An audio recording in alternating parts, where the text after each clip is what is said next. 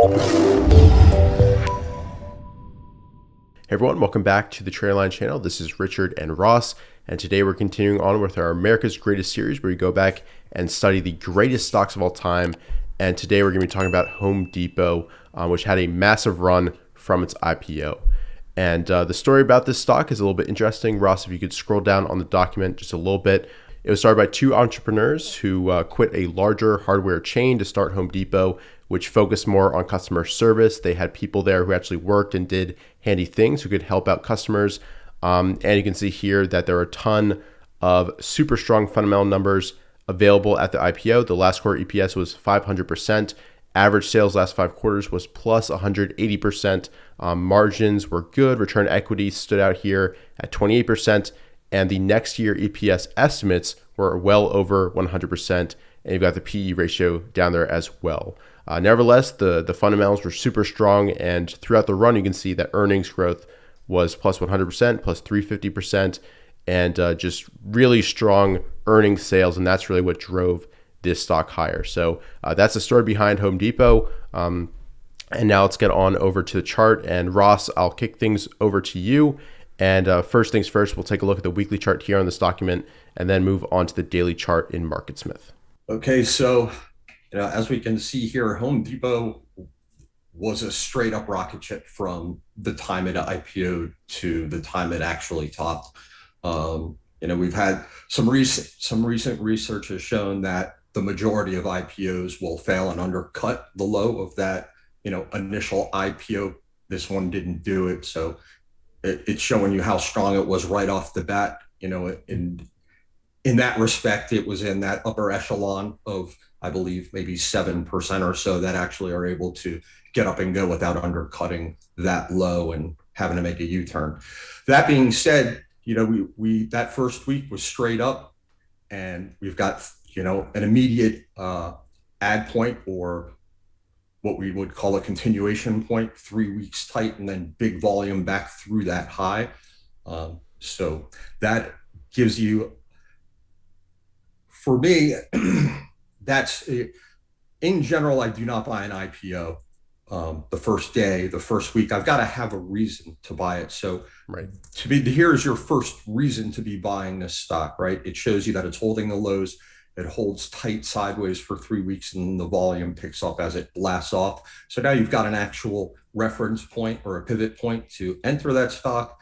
And we don't have moving averages to look at right here, but you're managing risk and setting sell stops along the way. And again, you can see that thing just, again, immediately explodes higher, holds tight on light volume, and moves higher again.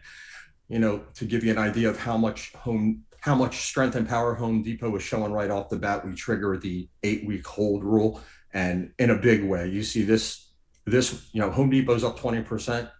Within the first week, holds and continues higher. The actual rule is if a stock breaks out and is able to increase 20% or more within the first 3 weeks, the idea is to try and hang on to it for at least another 8 weeks.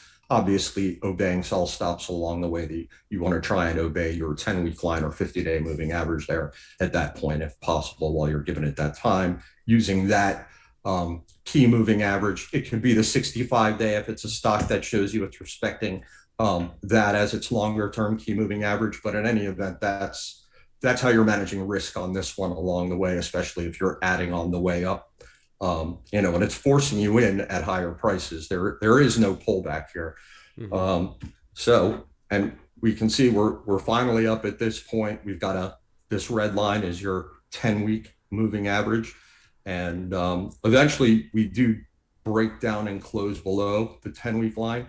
Notice how light the volume is as the stock holds up tight sideways. That's very constructive action there, even though we're trading below its 50-day or 10-week line, my guess is. But you can see we're holding support right at this prior level. My guess is if we looked on a daily, there might be some other shorter term moving averages that would help us along here. The beautiful part about this is we take right back off again. Look at that spike in volume. And you can see new buy point here. If you wanted to do textbook or proper base breakout, you would be buying through here. However, if you want to try and sneak in early or use what we refer to as a consolidation pivot,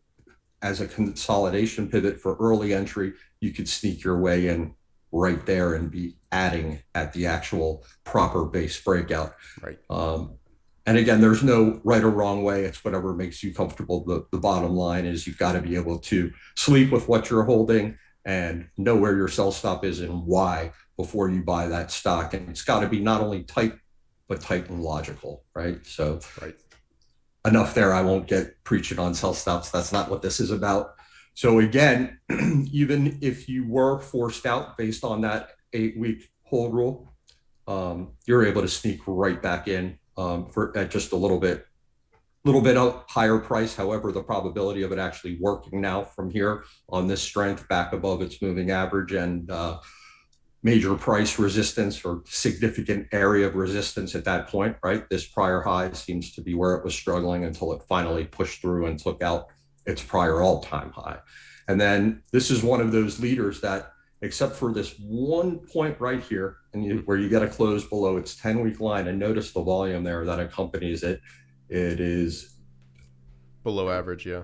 Noticeably smaller than what you're looking at. And again, I'm never expecting a stock to sit right on its line. So if I see a tight close, volume significantly below average and just a smidge below, in this particular case, you don't need to run away from this stock unless, of course, you tried, adding here, and depending on where you owned it before, or if this, again, it depends what your average price is, where you've added along the way. But keeping in mind you're managing risk along the way, assuming you started early, you're a position trader. This is not a reason to get scared out of the stock. You hang on to it, and I would do just like we will do on a daily. If on a daily chart, if a stock closes below a moving average, we'll typically leave it alone until the next day, and then use the low of that day on an intraday basis. You could have done the same thing on a weekly basis here, and you never would have been stopped out of the stock. So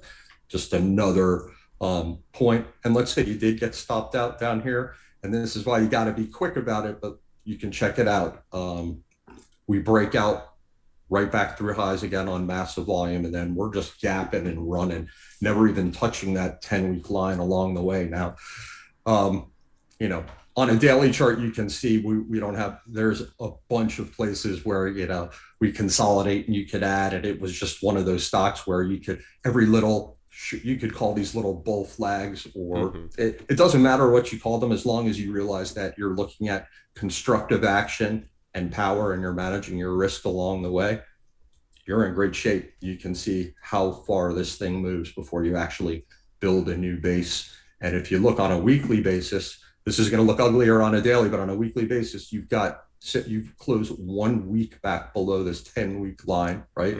After this entire huge run, and then you almost double again immediately. So that, to me, this is as beautiful as it gets, a stock that winds up being super liquid, super high quality institutional stock that just makes it tightens up and loves its 50-day. It just doesn't get easier than that if you can wiggle your way in and then realize, what you're dealing with there. And again, my style is to ultimately let the stock force me out rather than try and guess along the way. These things will typically surprise you and then surprise you 2 more times. So letting the trend be your friend.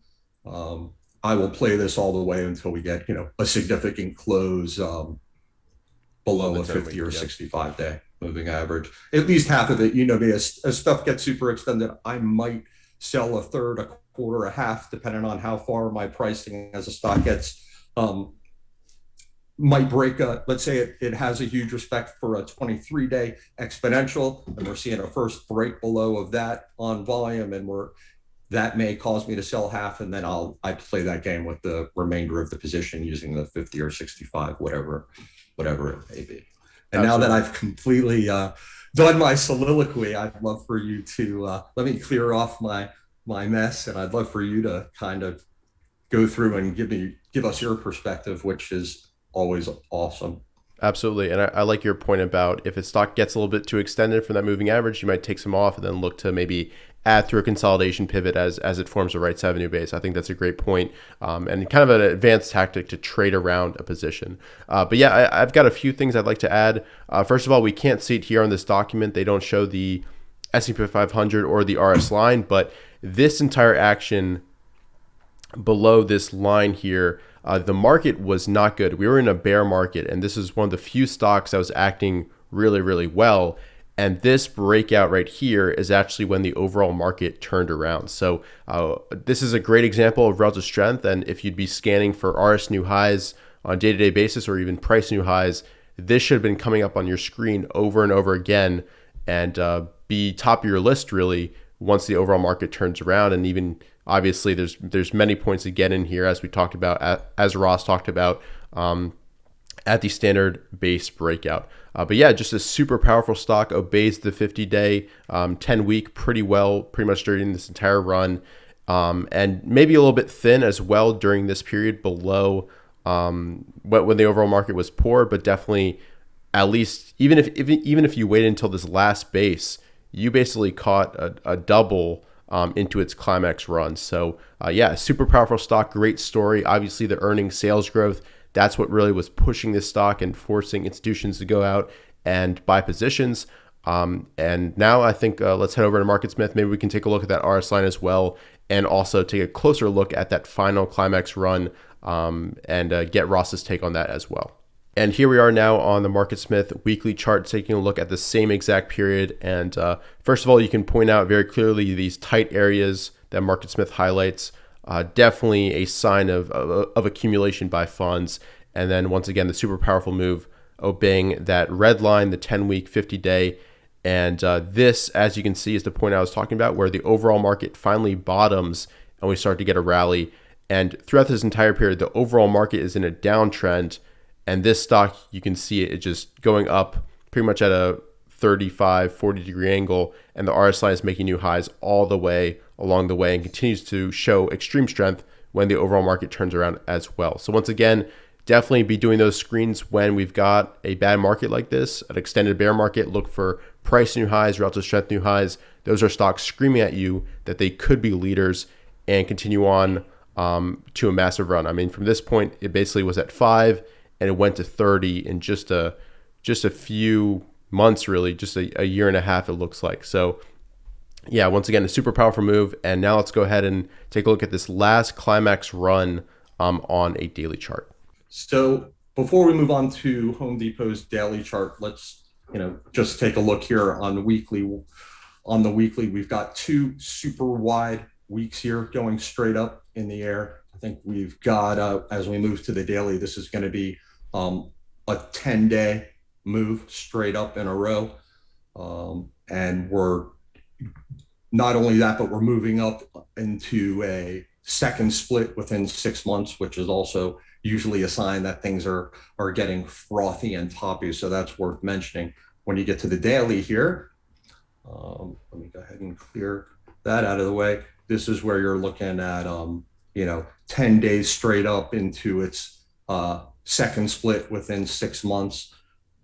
You've doubled again from this 1725 mark. And again, while we're not showing that classic, those classic exhaustion gaps, you can see this is a very powerful straight up move. We've, you've got to keep in mind as well, pre or post split at this point, going back, I think would show you we're starting under $2. So you're looking at almost a 15-fold move at this point. So that's worth keeping in mind when a stock's up 10, 15-fold. And I think the bigger point here is you got back on the weekly, if you remember, two super wide weeks. Yeah.